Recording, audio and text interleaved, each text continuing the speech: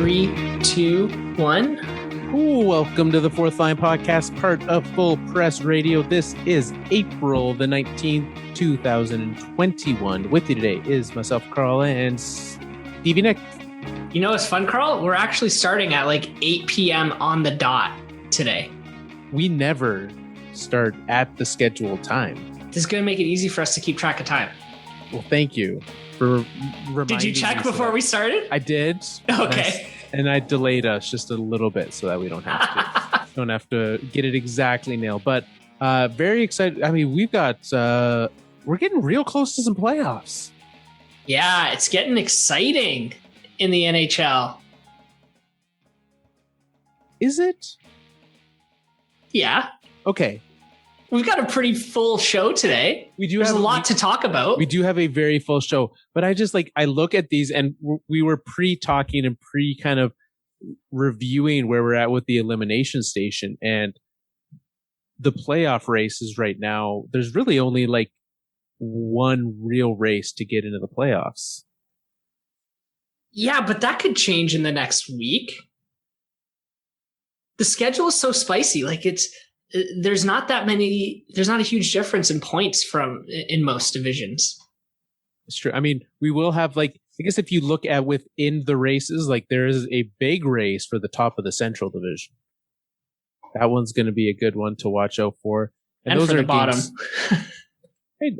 A little less spicy. I guess Dallas is still in that one too, for sure. So we got, yeah. And then that's the one I'm looking at, right? The Central Division is really the only one. The North, not so much. We got a 2-horse race trying to lock up that last spot in the West, and the East is kind of done too. So from game sides, I'm really just wanting these last 10 games to hurry on up and let us get to the playoffs. And it feels like they're getting slower. Every day there's changes to the schedule, and it just feels like the season's getting longer and longer. Well, that's the thing. So let's get into a segment that we did not think we would have to bring back from before. We're going to head into the COVID corner today. We need just a sad trombone sound effect for this segment. There it is. That's a sad trombone. That's even better. So we got the Vancouver Canucks. This time last week, they were still, how many? Okay, never mind. It's the same mug.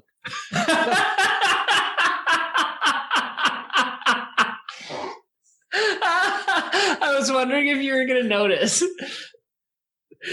Are you rocking two different mugs? Or no, it's the same mug. Okay, that you've just turned around now. Okay. I just decided to drink it with my offhand so you could read the message on the one side. Thank you. Anyways, that's a joke that's literally just for us. So you're welcome, listeners. We earned it. Vancouver Canucks. This time last week, they were off and they returned to the ice last night against the Toronto Maple Leafs after being delayed again on their way back. Really, from the fact that JT Miller came out and expressed great concern and frustration with the fact that the team was even scheduled to be playing. Felt like their arms were twisted a little bit, didn't it? They definitely didn't have much say in that choice. It did not feel like it was a full 360 decision that was made there, with everyone's input. So you mean with the schedule being what it was, that they did not fully consult the players when scheduling those games? I think that the schedule was so tight that they put immense pressure on the players to get these games started again so they could finish the season in a timely manner. And I don't think the players appreciated that. Do you did you watch the game last night? I did. I watched most of it, actually. What did you think from their perspective, play-wise? There was definitely some sloppiness, some slowness. They managed to win the game because Braden Holtby played like old Braden Holtby. You could tell players that aren't normally in the lineup, who shouldn't be in a normal lineup, that were out there. Tyler Myers should not play 30 minutes in regulation and then go to overtime. Yeah. So just some tired legs, some guys that weren't ready, even having COVID aside, not even having all that practice, being off for that long. There's a fine balance between being rested and being lethargic. And they definitely started that game on the lethargic side. That's exactly the word that I would use for it. They looked lethargic, tired, lazy. They were making dangerous plays. I mean, Edler got suspended today for that knee-on-knee where if you go back and watch it, like, it was just a lazy play on his part. I believe, and I saw it via a tweet and I did not fact check it. I think, again, after all the practice, after all the COVID-ness of that team, I believe he was stuck out there for a 2+ minute shift. Yeah. It was a very long shift on top of everything. But they just, I don't know, they looked so tired to me. Yeah. Like a step behind all the time, which makes their victory that much more impressive. They really should not have won that game. No. So from the other side, from the Toronto side of it, did you kind of feel like Toronto wasn't giving it their all? A little bit, I guess. It felt like the Leafs were just being a little too cute. They're like, look, if we're going to light these guys up, we're going to do it, like making that extra pass. And it just felt like that was a big problem for them last night. Yeah, they probably underestimated the Canucks a little bit. I'm sure, they were as much up on the situation as everybody else was. But like, had it not been for Braden Holtby, the Leafs probably would have won that game. Absolutely. Yeah. So was Holtby one of the players who got sick? I believe so. Yes. I believe him and his turtles were stuck quarantining. Tortoises. And sorry. His porpoises. It is tortoise, right? I believe he was a tortoise that he has. Yes. Okay. A porpoise is a dolphin. That's right. Yeah. Neither are fish. Anyways, I don't know. I think that makes it all the more impressive too. Oh, for sure. Right. With coming off of that and not being ready. So still a couple of players not back in the lineup, still a couple of them on the COVID protocol list. Some of them off the list, but not yet ready to return. Cause I mean, from the sounds of some of those players, definitely a rough go through the team.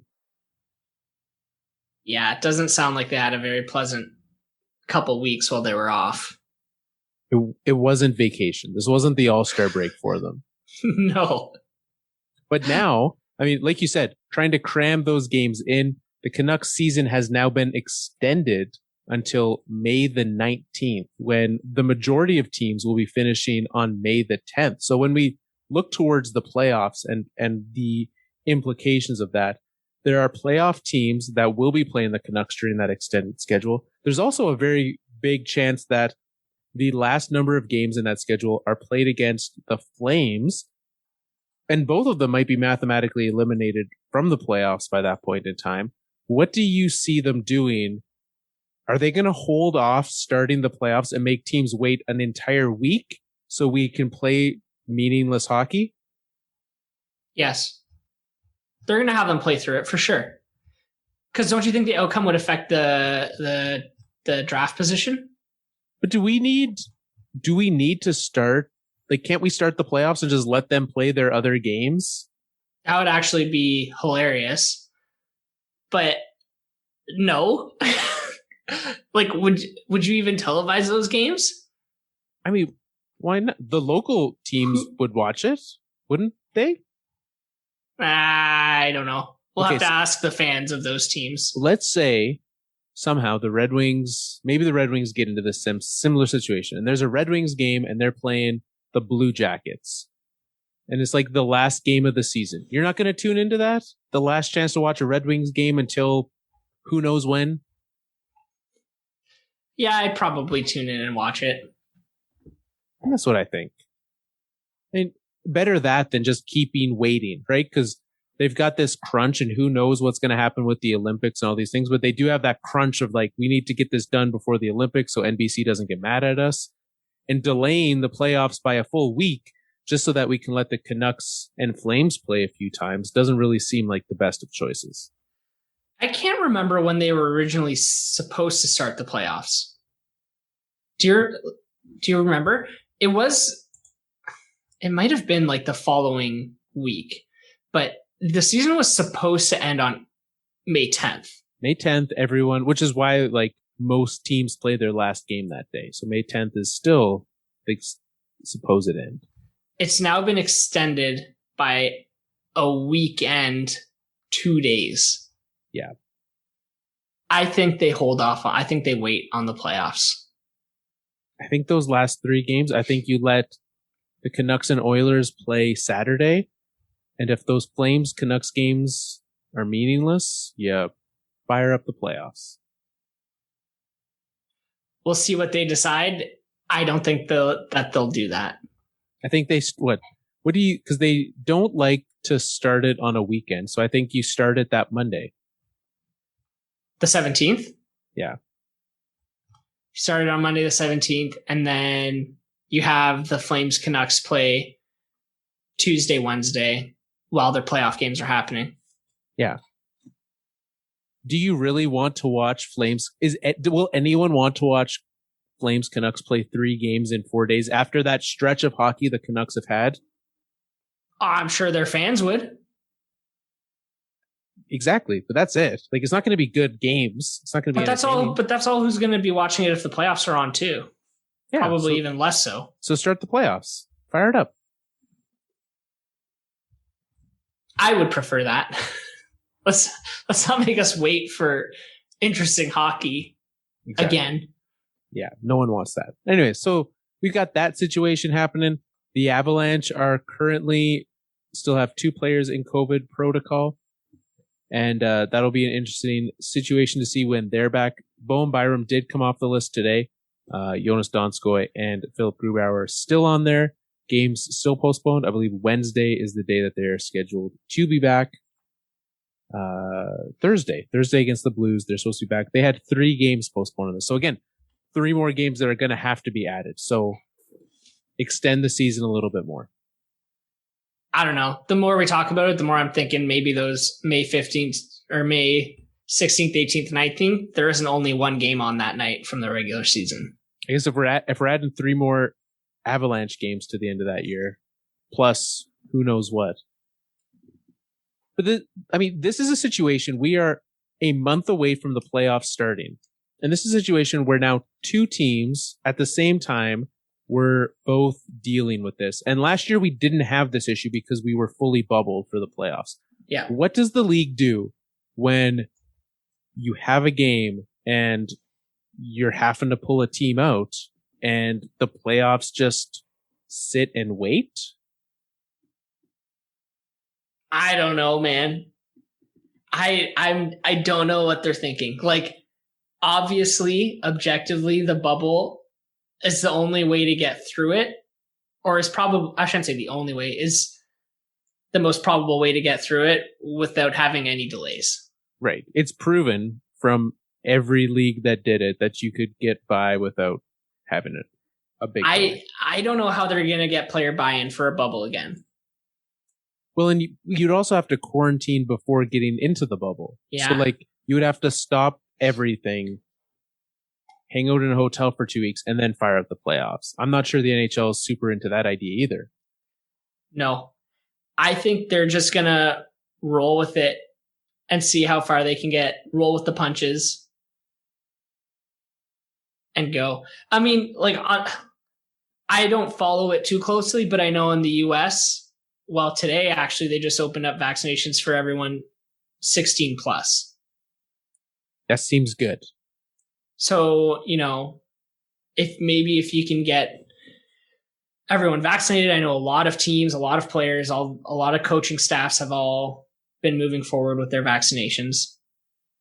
Well, and with it being open, right, you're not as concerned about jumping the line. You can kind of coordinate. The entire team goes, right? We're not allowed team outings unless it's to the pharmacy. Yeah. You might walk into your local CVS and find the hockey team there. That would be fun. Reading the magazines. Bob McKenzie's mid-season rankings. I got to see where you are, right? But so maybe COVID's not going to be that big of a concern for the NHL going into the playoffs if they can get all their players vaccinated. Well, and I'm sure that the league knows what percentage they're currently sitting at of players vaccinated. You will not have the Canadian teams vaccinated by that point in time, though. So, not by them going to the pharmacy here in Canada and getting vaccinated. That's for sure. I mean, I think at that point in time, I know that the Leafs' fourth line is actually, I think they were now eligible to get the vaccine in Ontario starting today. So I think Marleau and Spezza all went and booked that. So Thornton, Spezza, almost Foligno. Yeah. I mean, that's the team outing. Toronto can do the same thing. But look, I don't want to go too far down this road. I don't know that much about it. I don't want to get into a whole political discussion, but surely the US is getting to a point where an organization like the NHL can start to purchase vaccines privately versus taking them away from the government and therefore the people. Yes. Well, and at the same time, it is queue jumping, but when the queue is open for everyone, it kind of isn't as well. Right. And they're getting to a point, I believe, where their supply is outpacing the demand, or they will be at that point in the next few weeks. So, maybe that's how the league deals with the Canadian teams. Yeah, that could definitely happen. Well, we will see. Certainly glad to have the Canucks back. Glad I've never cheered for the Canucks in a game until last night, but I certainly wanted them to come out on top and was glad to see that they did. Yeah, I was happy for them. Yeah, absolutely. All right. Let's see. Last week was the trade deadline, and we had a number of players that were performing immediately, and their teams were happy. You were well aware of Anthony Mantha's skill set going into the trade deadline, and also his lack thereof, and his inconsistency. I mean, inconsistency is a skill, right? So it's a certain type of skill. Yeah, but he started off well with the Capitals. He did. He's got 4 goals in his first 4 games with them. And actually, the Capitals broadcast could not stop saying it yesterday afternoon. He's the first player in franchise history to score in each of his first 4 starts with the team. Which is, I mean, a goal a game pace is good no matter how long the pace is. Maybe one game I wouldn't brag about, but four's noteworthy. I mean, the Capitals have really good players for him to play with, which I'm sure helps. Yeah. So did you watch that game yesterday? I listened to it, oddly enough.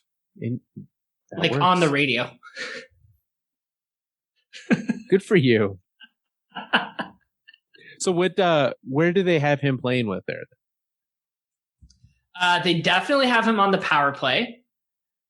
Who they have him playing with, I'll tell you in a second. Okay. No, they have him playing with Backstrom and Oshie. Okay. Which, I mean, that's you would want to slot him in on either of those 2 top lines, right? To be able to get him. Vrana had lots of time on those lines. So when you take him out, to be able to kind of drop Mantha in there as that improvement. And I guess, immediately, Vrana wasn't able to score 4 goals in 4 games, so that seems like a win for the Caps.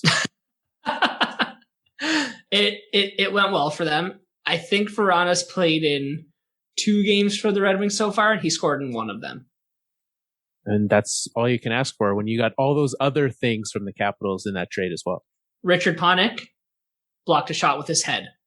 Stopped a goal on a breakaway. That's a terrible idea, Richard. Showing his worth already. It seems like a Panik move. Okay. You know what, Carl? The broadcast made that joke 3 times between that play happening and them going to commercial break. Okay, so I guess the real question is then, when am I getting my contract? That's what I want to know. You have to reach out to, they just changed their name, Bally Sports Detroit. Yeah, I don't get this Bally. Is that how you say it? Bally? Bali. I don't know. Are you guys on it with Colorado? No, you're on like altitude or something, right? Altitude, yeah. This Bali thing, if we can go down this road for a second. Please do. They moved their in-game scoreboard from the top left corner of the screen, a very, very nice, clean area for it, to the bottom of the screen, across the entire bottom of the screen. There is a little gray bar, and then that has nothing in it. And then above that little gray bar, on the left, there's the score and the shots. And then there's just a never-ending ticker of news, sports news and sports scores going. And it's blocking the ice. Yeah. I mean, it is nice in a game that's not constantly moving and constantly part of it. You can have a ticker. Maybe, sure. Right? But when it's, especially at the bottom, put it at the top. I don't care what's happening in those stands. There's very rarely anything at the top of the ice or the top of the screen. At the bottom, there's always stuff happening there. It is the worst. It's distracting. It's annoying. It blocks the play. When they made this branding change, they're like, nothing's changing, just the name. Wrong. You lied. You ruined the scoreboard. Such an easy thing. The scoreboard's been part of televised hockey for like 50, 60 years. How do you screw it up? Yeah, I don't need it that big, especially in a time. I get that like you could have a large scoreboard because I'm literally watching Bali right now and seeing in this Caps game, I'm seeing an advertisement for something at lightninghockey.com. I'm seeing all kinds of things running through that ticker. But like in a time when we're all using pretty large TVs, you do not need the logo for the teams that big. It's not necessary. Also, I don't need all the scores and news around the league. I got my phone in front of me anyways. And it's not just hockey. Baseball scores are running through there. Basketball scores. You just got it all. It's so true. Oh, it's awful. I'm not going to get over it. I'm still mad about it. Yeah, you shouldn't. You should look when I email them, I'll say, first off, I made that joke better than you did. Second, I know what to do about your scoreboard and your ticker. You're welcome. Well, I hope you get through to them. I haven't been able to yet. Hey, when they hire me, I'll be in and on the meetings, so you can sneak into the back room and change the graphics. I'll just move it for them, and they'll be like, I don't know how to fix it. It was just there. This is the default setting. That's what we're about to learn. That this is just the default setting, and they can't be bothered. All you have to do is uncheck the box that says use default setting. Or just move the checkbox. It's like bottom of screen, top of screen, and I don't know what to do here. Yeah. I mean, it's pretty hard, pretty difficult in the old production truck there. So, all right. What else? Oh, Patrick Marleau. He set a record, or I guess will be setting a record tonight. I tied the record, tied Mr. You might have heard of him, Mr. Gordie Howe, for the most games played in NHL history. And tonight, barring something crazy happening, Patrick Marleau will be breaking Gordie Howe's record. This has been the news that literally every team, every hockey journalist has talked about all week. I feel like even in the game I was watching last week, it was a Central Division game. They talked about the Marleau thing 3 times between plays. And so I might be the only person who couldn't care less then. I think it's a cool milestone. It is NHL history. It's very hard to get to this point. I get all of that. I don't think it's that relevant for all of us. No, again, it is cool, but like a longevity milestone is not as impressive, especially like, I mean, I guess looking back on the end of Gordie Howe's career would probably feel very similar to what's happening right now with Patrick Marleau, right? No one's playing that long and staying at their prime. And I'm not well versed on the end of Gordie Howe's career, but right now I'm not super impressed that Patrick Marleau is still lacing him up and heading out there.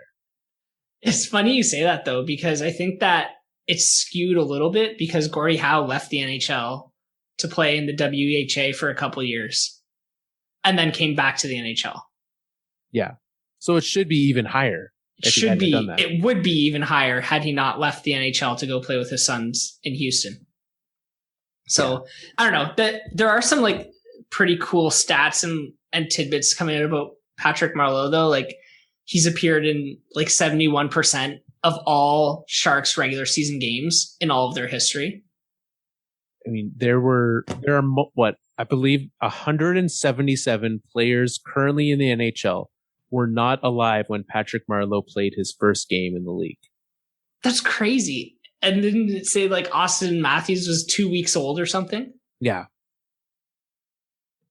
So, I mean, there are players in the league that don't know, not even just a league, but a life without Patrick Marleau. That's crazy.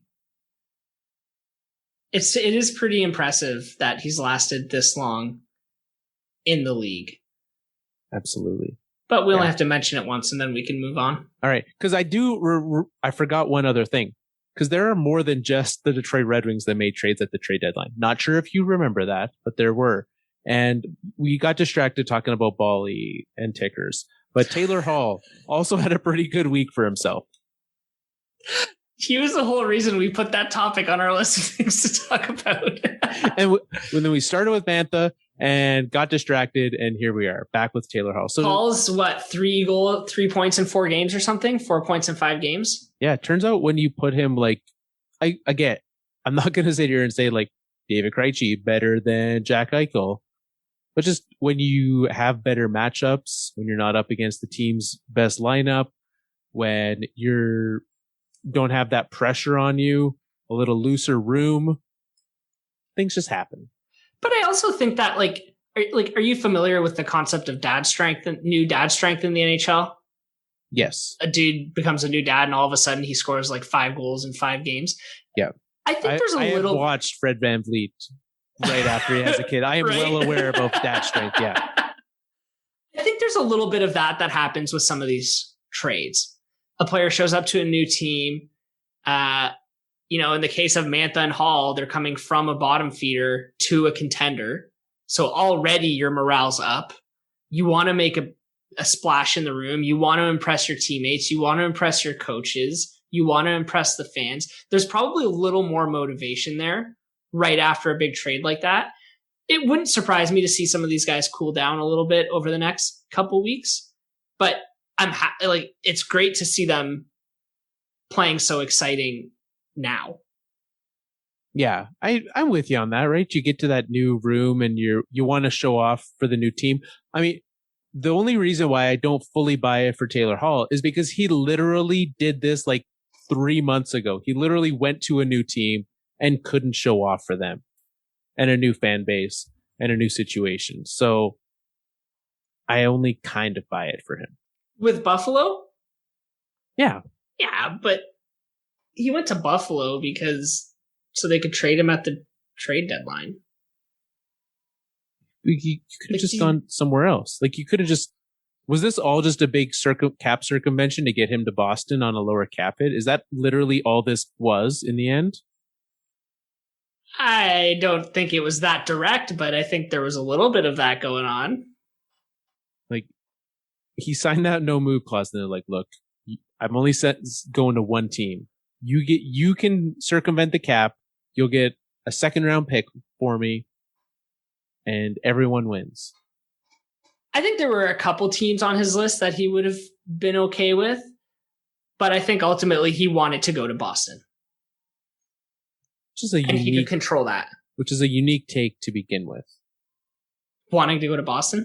Yeah. Yes, I agree. Well, all right. Good. I mean, yeah, definitely done well for himself there. I think he'll keep it up. Like, I think this is just kind of an awakening for him. It's really going to make Boston dangerous going into the playoffs. Yeah, which right now they're in the 4 seed. So they could be the killers of who's in the top right now? Islanders or Washington? Capitals. Yeah. Yeah. So, I mean, all of those matchups in that division are going to be super close come playoff time. So It'll be good. All right, let's take a break here. We'll be back on the other side. We got to figure out this Elimination Station thing. Let's see what happens. Oh, I'm nervous.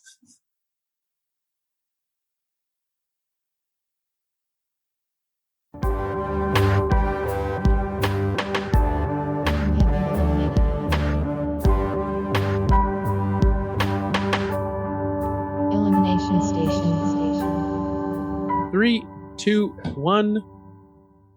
So we have some eliminating to do. We didn't eliminate a team last week. Okay. So we have to put at least one team into the Elimination Station this week. We should do 2 because we're running out of time And between then now and the playoffs. And then they'll literally be mathematically eliminated by the time we would get around to them. Yeah. Now, I think we have some fixing to do. Okay. Do you think we have fixing to do? So let's do a quick review. Let's go division. I got them tracked right here. Okay. The North Division, Ottawa and Calgary. Yep. We're fine there. Yeah. One more team's got to go in that division. Yeah. Maybe tonight. Yeah. The East Division, New Jersey, Buffalo, and the Rangers. Feeling okay there? Yes. Rangers have snuck up to 5th in that division, 4 points back of Boston, but Not happening. the West Coast, Los Angeles Kings, Anaheim Ducks, San Jose Sharks. Still feeling good about that too. The Central Division, Detroit Red Wings. Is Detroit coming back? No.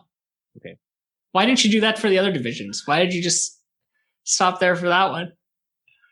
Because I like to treat you special. Okay, thanks. You're welcome. Central, also Columbus and Nashville.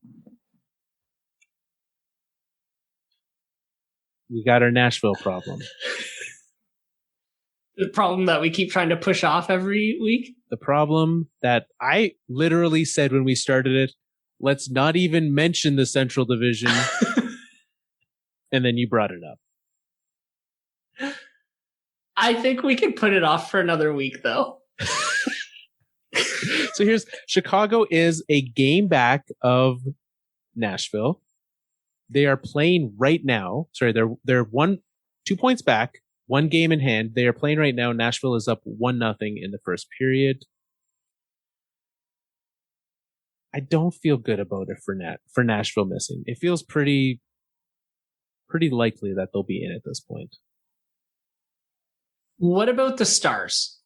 Have we had this debate before? I think we ignored the entire Central Division previously. Smart. And the Stars are a tough one. Here's why I feel good about leaving out Chicago. Chicago has finished playing all the bad teams in this division. This time, like, they literally play 3 games, including tonight against Nashville, a game against the Lightning, 2 against the Panthers, 3 against the Hurricanes, and then they end the season with 2 against the Stars. So they have 2 games the rest of the way against teams not currently in the playoffs. Yeah, I think Chicago's going to be the one to fall out. I think it's between Nashville and Dallas. But I think for Dallas to stay in it, Chicago's got to win a couple here. Well, Chicago's got to beat Nashville, right? Like, at least 2 of these 3, Chicago's got to win. Nashville, on the other hand, I mean, Nashville has less games left. They do play the Jackets twice. There's only 1 game between Nashville and the Stars. So the Stars need help from Nashville as well, right? They're playing the Blackhawks. They play the Panthers twice, the Jackets twice, and the Canes twice. So from that side, they need those teams to do some winning. I don't like having to rely on other teams. When your fate is in the hand of others, that's not a good sign for you. Now, what is a good sign is that Dallas is currently in game 1 of a 4-game stretch against the Detroit Red Wings. How many games of those Red Wings games do you think Dallas wins? Oh, minimum 2. Probably 3. Okay, so if they win 3, Dallas has 3 games in hand against Nashville. After tonight, if Dallas wins and Nashville also wins, they're only 3 points back. I think if we use those Detroit games, which are like the offsetting weird ones, I think that puts Dallas very close to being in contention for that. So I'm with you. I'm now looking at that. I feel like Dallas could be the one. Like Dallas has an easier schedule because of the stretch against Detroit. Yes, hands down. But their key injuries are not coming back. Correct. Radulov out for the year. Bishop out for the year. Sagan's supposed to be back at some point, but Sagan, they said, would be back at the start of the year and nowhere in sight. So, but they've also been doing this all year without them, right? Yeah, I know. They're 3 points back without them. Their goalies have been good. Yeah. I don't know. I still think Dallas, but right now I would pick Dallas, and it's not just because it saves us from having to pull Nashville out. So I'm fine to leave Nashville in. Okay, let's do it. We're doing it. The conversation is over with. Yes. Until we have to fix it later. But until then, Nashville stays in. So who do we want to eliminate this week? If we're eliminating two, we just said Chicago's not doing it. Do we want to eliminate them, or do you got some other teams that you're feeling more confident about? Well, I think we should definitely do a team in the North, because we've only done 2 teams in the North. So to me, that's an easy one. Well, there's only one team left to eliminate in the North. Yeah. Okay. And we talked a lot about them today. Okay, so we'll eliminate that team. Yep. And then I look at the East Division, and I see a team there that feels pretty comfortable having them eliminated. That one seems pretty easy. Like, if we thought the Rangers were easy to eliminate a couple weeks ago, this team I think is easier. There it is. All right, we got it. So do you want to start North or East for fixing and talking about these newly eliminated teams? Let's start East, and then we'll finish in the North. So it's a nice little bookend for our show today. I like that. All right. Heading out East. Welcome to the Elimination Station, Philadelphia. And I was thinking today, I was sitting at work today, very busy with a lot of things, like genuinely, but I found time to also think back to the start of the season and our season preview, when you were incredibly skeptical of the Philadelphia Flyers. And I believe if we were to go back and listen, I had to convince you to put them in the playoffs to begin with. Wasn't it the other way around? I feel like I've been on the Flyers train because of some article I read that was like, here are all the reasons you should cheer for the Flyers. And I was hyped up about it. I thought it flipped. That's how I remember it. I think you read the article and you bought in. That was the playoffs, probably. And then I refused to buy back in again. That sounds more like me. All right. So you've flipped on them. I think a lot of us have flipped on them. I no longer think that Carter Hart is going to win the Vezina this year. That ship has sailed. But a lot of this, and this seems like, the Flyers are this, right? Where they look amazing one year, and then the next year completely fall apart. And if it was an easy solution to how to fix this, it was like, oh, well, fire the coach. Then it wouldn't happen with different coaches, because it continues to. This Flyers team and this core of this organization just do not seem to have the consistency needed, not even game in, game out, but season in, season out, to be perennial contenders. Yeah. And you have to look immediately at who's been here, part of this team, part of this quote unquote core for a long time. And are these the guys that you want to make up your core going forward? So we're looking at Claude Giroux. Yep. Jake Voracek. Yep. Voracek found time on the fourth line and virtually benched at times last season and 2 years ago. Yeah, like how much more time are you going to give these guys to figure it out? I, I I don't know. Like they're still useful players, but I just don't think that they can be the centerpieces of this team anymore. Well, the good news is that Giroux only has 1 year left on his contract. Yep. And so if we're sitting here this time next year and the Flyers are in this same situation, is Giroux the top trade deadline piece of next season? 2022 trade deadline, Claude Giroux ship him off to Boston? Should be. No, he'd go to Pittsburgh. That would be a fun trade. Could you imagine? I'm sure those guys don't even have each other's phone numbers. No, I don't think so. Yeah, don't you think he should be on the market? Don't you think he'd want to be on the market if they're in the same position again next year? Absolutely he should want to. But I also would not be at all surprised if Claude Giroux is that guy who's like, I want to play my entire career with one team. Then he must not want to win a Stanley Cup that badly. I guess, well, that's because this team where it's trending right now, it's not towards Stanley Cup contendership. Contendership? So, okay. So what do you think needs to change to get this team into Stanley Cup contention? Thank you. You're welcome. I mean, they have a huge goaltending issue right now, which, you know, to be fair to Carter Hart, he's 22. There's not a lot of 22-year-old goalies playing full-time minutes in the league right now. No, and he showed us as a 21-year-old goalie what he can do. And I trust more in the fact that he can reproduce that year than I would trust in most goalies. Agreed. But even Carter Hart as a Vezina candidate, do you think that this team's a Stanley Cup contender? Yes. You do, eh? You think that this roster has it in them if their goalie can put up a .930 save percentage? I am currently looking up some numbers to help me back this up.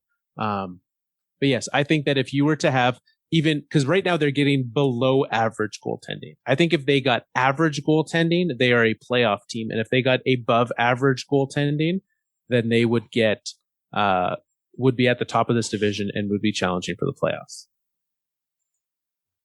I don't know, man. James Van Riemsdyk's their leading point getter. There's one player on this team who has 15 goals. Are you besmirching the good name of Joel Farabee? No, I'm saying he's good. So here's the best goal scorer on this team. If you look at like their goals saved above average, they have let in an average of 33 more goals than they should have this year. So if you were to take those away, and say a top goalie would stop like 15 more above average, that seems pretty good. You're having a swing of 47 goals in goal differential. A team that currently has a goal differential of negative 34. So they'd be positive at least. They'd have that going for them. Yeah, maybe, they're getting lit up in goals against this year. Now that I look at it from that perspective, I mean, maybe they're not. You are correct, right? They do need more. I think they would be a playoff team with better goaltending, but they do need more up front. I think right. they need like an Artemi Panarin or a Taylor Hall. There you go. He's a UFA. They need somebody who can score at a high level in their top six. And there's nothing that there is zero flexibility in this roster outside of a trade for next year as well. Yeah, which makes it tough for them. So this is the team. Unless you're going out and moving a significant piece for peanuts to go sign someone, which you may have heard this. There's not a lot of teams with cap space out there right now. And so this will be interesting of like, who do the Flyers not protect in the expansion draft? Are one of those big ticket guys potentially going to be left hanging as a hope that Seattle picks them? Like a Voracek, maybe. No, he has no move clause. Yeah, right. You could leave him. JVR, the aforementioned JVR. I know he's your leading point getter, but he's also been a guy in, out, and around that lineup, not being able to find a consistent spot. That's kind of interesting. I keep forgetting the expansion draft's happening this year. Like the only untouchable guy on this team is Sean Couturier and Ivan Provorov and Carter Hart. Like the rest of this entire roster, those three players are untouchable, and the rest of them, they could be let loose. I would agree with that.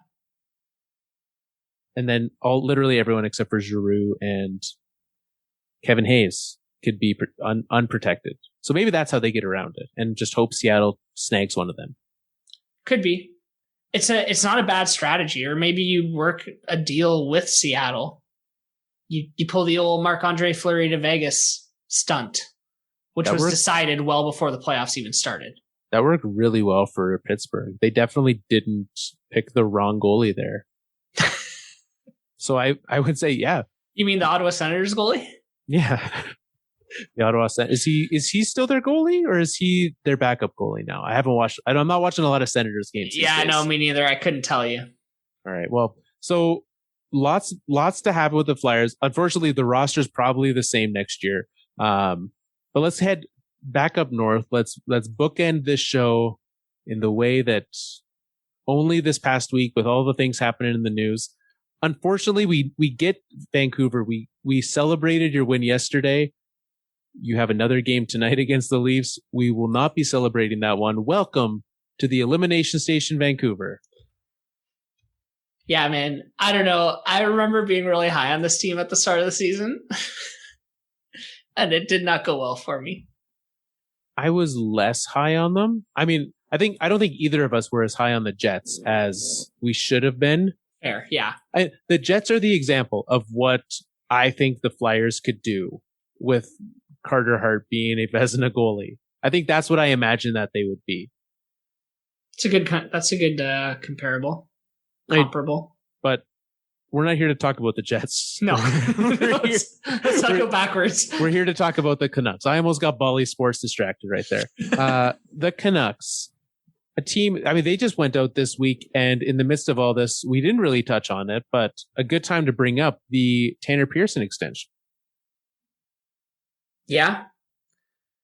I mean, I think that teams if you can get some of these deals done, short-term, low cap hit, you just get it done right now. With the way the cap's going, like, just get it done. They managed to get him $500,000 less than the deal he's on right now. Weird, right? 3.25 for him for 3 years. And I get that, like, Canucks fans are very sensitive about these long-term $3 million per deals with, like, Antoine Roussel and Sam Gagner and Louis Eriksson, and just that whole collection, Sven Barchi, like all of them, right? That whole gaggle of them. But this one seems fine. I think so. It's not really it's not really a head turner. No. You literally signed him for less than you're paying him this year. That seems like a good thing from an organizational standpoint. You cut costs. Dude probably needs a better agent, but yeah. Either way. So other players on this team, though, Braden Holtby still has one more year there. Thatcher Demko just got a brand new extension. So we've got the goaltending situation on lockdown. And I think moving forward into next year, we'll see more of Demko and less of Holtby as Demko fully takes the reins in net. Yeah, I mean, like, I think he's certainly proving that his bubble stint last year wasn't flash in the pan. He's a good, serviceable goaltender. Yeah. So I like that for them. Defensively, some question marks for sure, right? You've got Alex Edler, also a free agent. Do you think he's back with this team?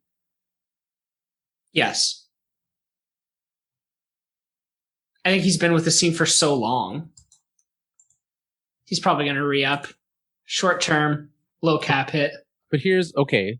So I'm going to use the Claude Giroux logic then with you. he is 34. When Giroux's deal is up with the Flyers, he will also be 34. Is his goal to just stay with the same team or to win a cup? Because if he's winning a cup, isn't there better situations for him? Yeah, 100%. And I don't know, from a team perspective, I don't see what the point of keeping him around is. So he can go out and hurt Zach Hyman. He's not. Oh yeah, that was a pretty nasty hit. I don't know much about Edler. All I know is that ever since I've heard his name, I've only ever seen him in a Canucks jersey. Yeah, I mean that's because that's all he does. And he hasn't really done anything to blow me away. It's not like he makes a highlight reel. No, I'm not. I mean, I think especially for what he has been getting paid, he's another guy that if they were to sign him to an extension, it would be a pay cut. Yeah, which I think makes more sense at 34 years old versus 28 years old.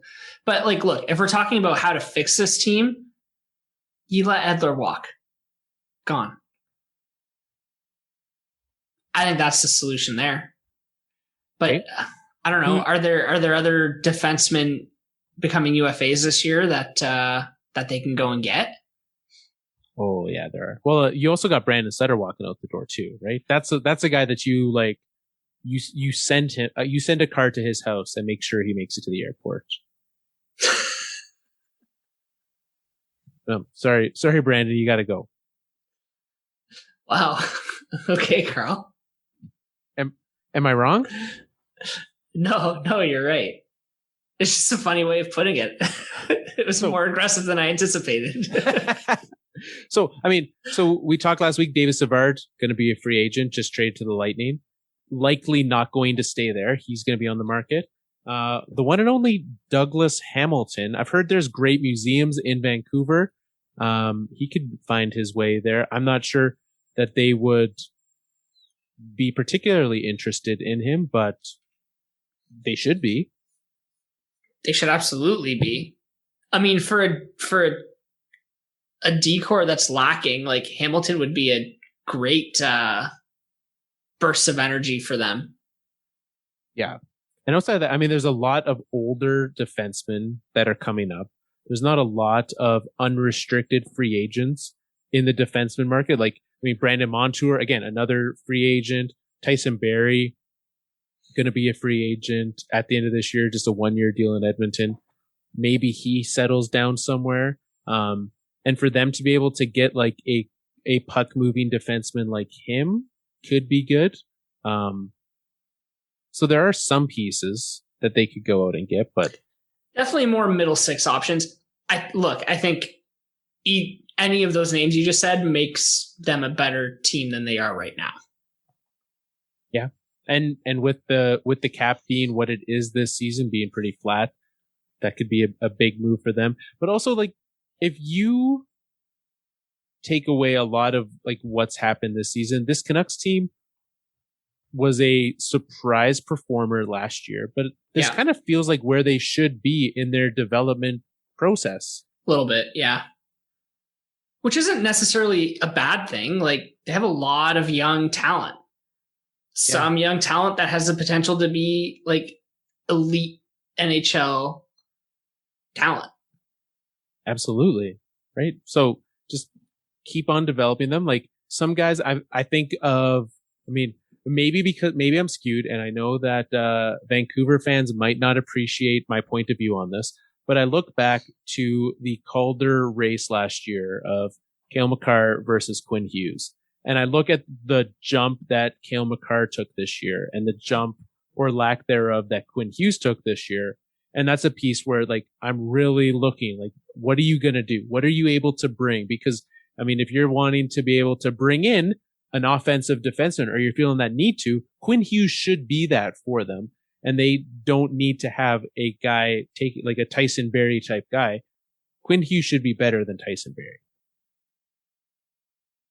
100% he should be. Yeah, I totally agree. I also caught the little smile in the corners of your mouth when you got to talk about Cale Makar versus Quinn Hughes again. I can talk about that all day.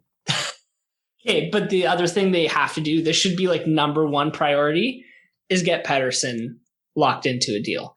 Because he is someone who I legit think could be offer sheeted. He's one of the few players who I think it would be worth it to offer sheet. Yes. And I don't know what, I mean, it would be a big dollar amount. Whatever deal he gets. Yes. But he is also I'm with you. He's a rare talent. Yes. If you get him onto a team and then you're really, well, I mean, they're going to match it. That's the other side of it. If someone offer sheets him, the Canucks have to match it. They can't let him walk. I mean, they're not strapped. I don't think they're going to be strapped from a cap perspective. So they should match it. But that's why I say, like, don't let it get to that point. Right. Give Lock him what him he up. wants. Yeah. Yes. I'm with you on that. That seems like a good idea. All right, there we go. So the Canucks need to improve on defense. I think I like their top six, right? Agreed. A lot of Bo Horvat, Brock Besser is one that's not as good as advertised sometimes. Elias Pettersson, certainly. JT Miller, love his takes on and the boldness to stand up and tell the league that they're dumb. And I like him as a player. Yeah, I do too. It's really just that the bottom six that needs some fixing. And but that's a good thing. That's an easy place to retool in your lineup. Exactly. And do not make the same mistake you did last time and hand out $3-4 million contracts to your bottom six. No, definitely do not do that. Bring in a bunch of Jimmy VCs off the waiver wire and pieces like that. Yes, absolutely. Good advice, Carl. There we go. So we fixed the Canucks. We fixed the Flyers.